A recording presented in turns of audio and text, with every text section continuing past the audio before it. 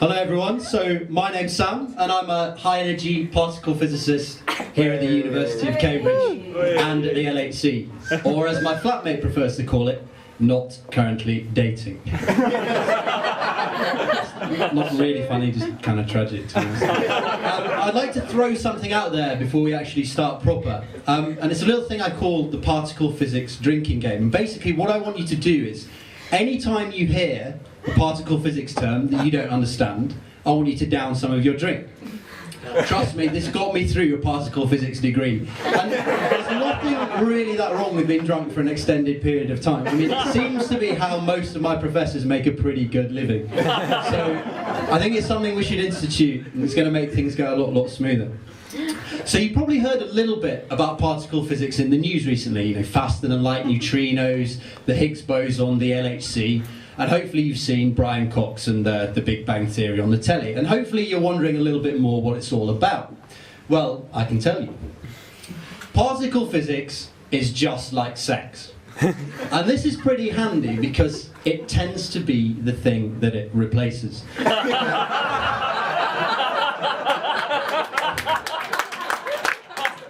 No, seriously, particle physics includes all the ingredients of sex. Initially, you have no idea what you're doing or what you're looking for. So how do you start? Well, you start by randomly and crudely bashing things together, hoping for the explosion you're looking for. Which is exciting, but one way or the other, over far too quickly. The whole process includes a lot of trial and error, and the inevitable results are a set of results that can only be cleaned up by a stack of papers. But like anything, if you're good at it, you do occasionally get a positive result. Then you've just got to worry about whether it's being faked.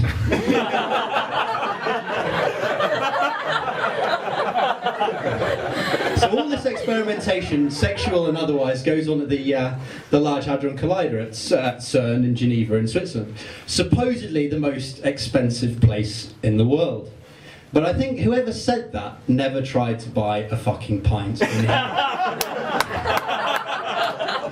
Okay, so back to the LHC. I mean, I was trying to think of jokes about the LHC this week, and I know high energy particle physics jokes, what's your fucking problem, right? It's easy, but the only LHC joke that I could come up with was kind of the old puerile one, which I'm sure you've all heard, the way that the Large Hadron Collider sounds like the Large Hard-On Collider, particle physics gives me a hadron, this kind of stuff. Not particularly funny, a little bit puerile.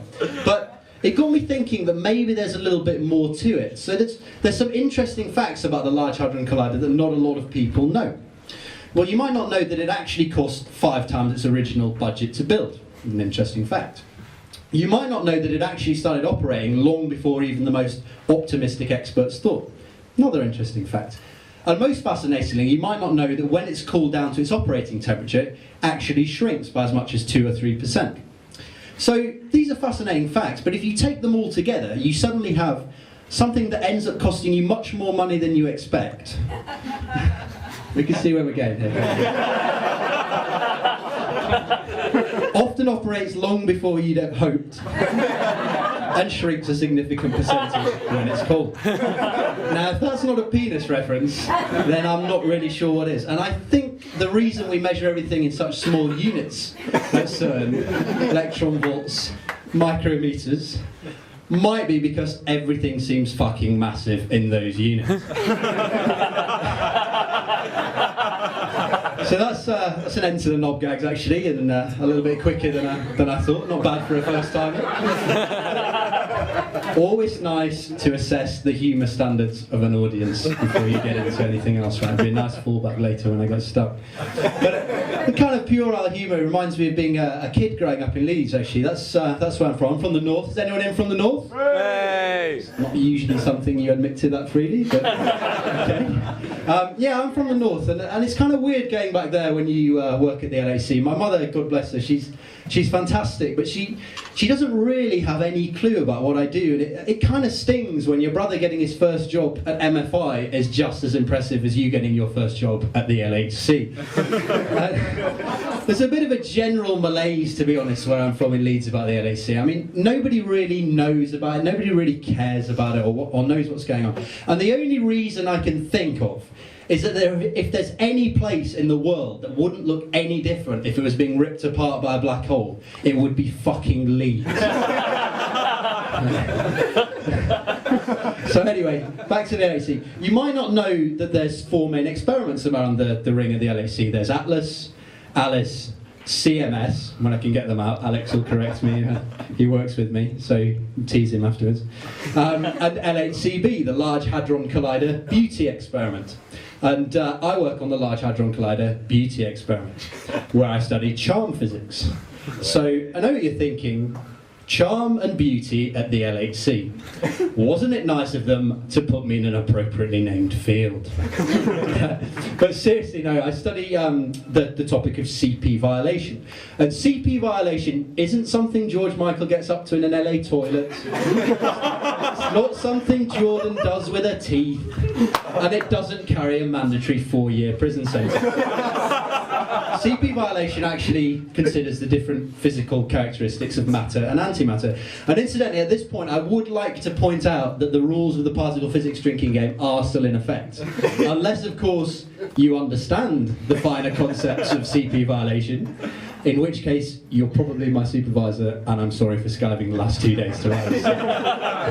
Okay, anyway, back to CP violation. So, CP violation is regarding the differences between matter and antimatter, but most of you might not even be aware of what antimatter is, so I'll give you a little bit of a primer. So every normal matter particle around us, protons, neutrons, electrons, they all have a partner, an antimatter partner, with the same properties but an opposite electrical charge. And it's always nice to have an analogy in hand when we think about antimatter, and the best one that I could think of was if I make myself matter and I make my ex-girlfriends antimatter.